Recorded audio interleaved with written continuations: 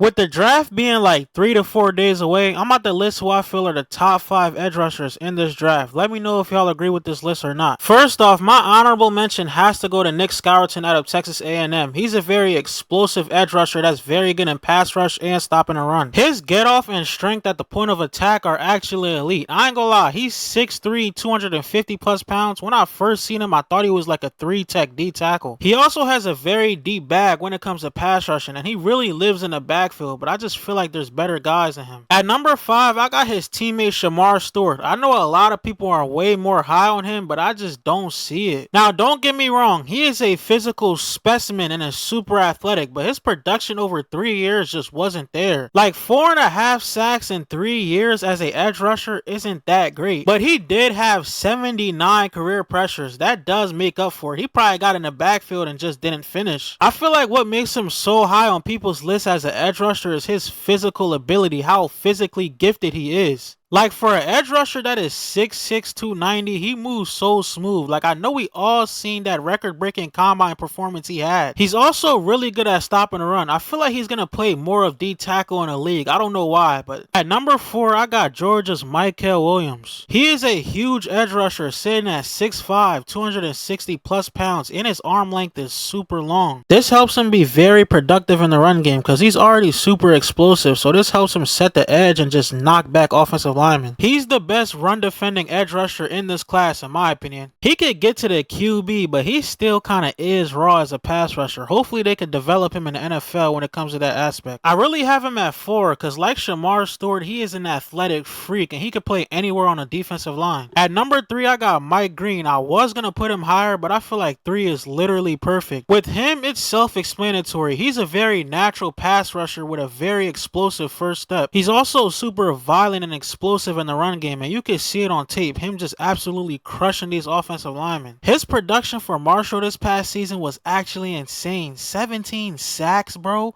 59 pressures, 3 forced fumbles, and 22 tackles for loss. He led the whole FBS in sacks, and I ain't gonna lie, bro, 17 sacks is insane. Mike Green is just a complete edge rusher. If it wasn't for these last 2 edge rushers, he would have been number 1 on my list. At number 2, I got James Pierce Jr. James Pierce Jr. is just an all-around edge rusher. He can stop the run at a high level, pass rush at a high level, and he's probably the quickest edge rusher in this draft. It's crazy because he's low-key undersized for the position. If you look at him, he low-key looks like a linebacker or safety, but he doesn't play like he's undersized at all. When you watch his tape, he plays with crazy explosion and he's super powerful. And when it comes to his get off and speed, we know he's the quickest edge rusher. He ran like what, a 4.48 as a edge? That is insane. Going into the 2024 season, he was considered the number 1 edge, and depending on how you look at it, he still is. Number 1 is hands down Abdul Carter, and we all knew this. He's expected to be a top 3 pick in this upcoming draft, and there's just not much to say. He has everything that you want in an edge rusher. He won almost every achievement that you could win in the Big Ten and was the finalist for the Chud Bednarik and the Bronco. He was also a finalist for the Lombardi Award, and y'all might think I'm crazy for saying this, but I feel like he's going to be better than Micah Parsons. Like I said before, he has literally everything that you want in an edge. The motor, the bend, the ability to pass rush at a high level, the bag, everything. And remember, this past season was really his first season playing full-time edge rusher. He's really an off-ball linebacker. I ain't gonna lie, I really love this edge rusher class, and I couldn't fit everybody in it, but it's absolutely stacked. Let me know in the comments if y'all think I missed anybody or if somebody on the list shouldn't have been on the list.